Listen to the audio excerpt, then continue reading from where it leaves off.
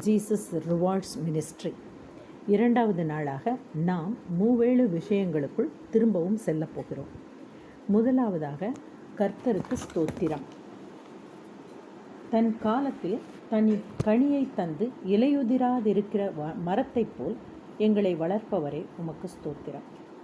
இப்படியாக வளர்க்கப்பட்ட நாங்கள் செய்வதெல்லாம் வாய்க்கச் செய்பவரே உமக்கு ஸ்தோத்திரம். காற்று பதறடிக்கும் பதரை போல் இருக்கும் துன்மார்க்கரிடமிருந்து எங்களை காப்பாற்றுபவரே உமக்கு ஸ்தோத்திரம்.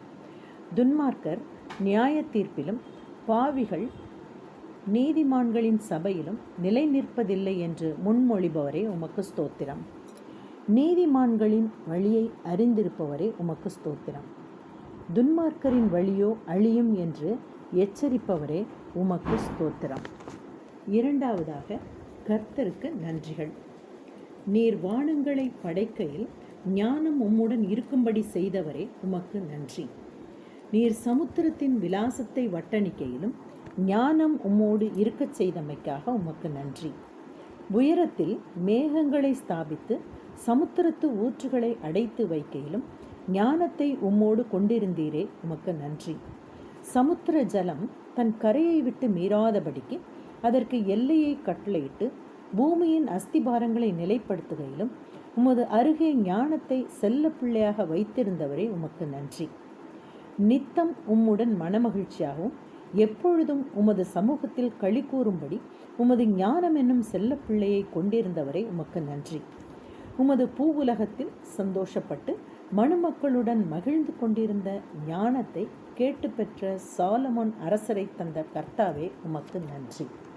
மூன்றாவதாக வேதாகமத்தில் பழைய ஏற்பாடும் மேலும் புதிய ஏற்பாட்டின் தொடர்ச்சி. பழைய ஏற்பாடு ஆதியாகமத்தின்படி கர்த்தர் சகலவித விருட்சங்களும் உடைய ஏதேன் தோட்டத்தில் தாம் உருவாக்கிய மனுஷனை அதில் இருக்கும்படி செய்தார். இந்த ஏதேன் தோட்டமும் அதனை சுற்றியுள்ள இடங்களும் வனப்புறுவதற்கு பைசோன், கிஹோன், இதேக்கெல், யூப்ரட்டிஸ் என 4 ஆறுகள் ஓடியது.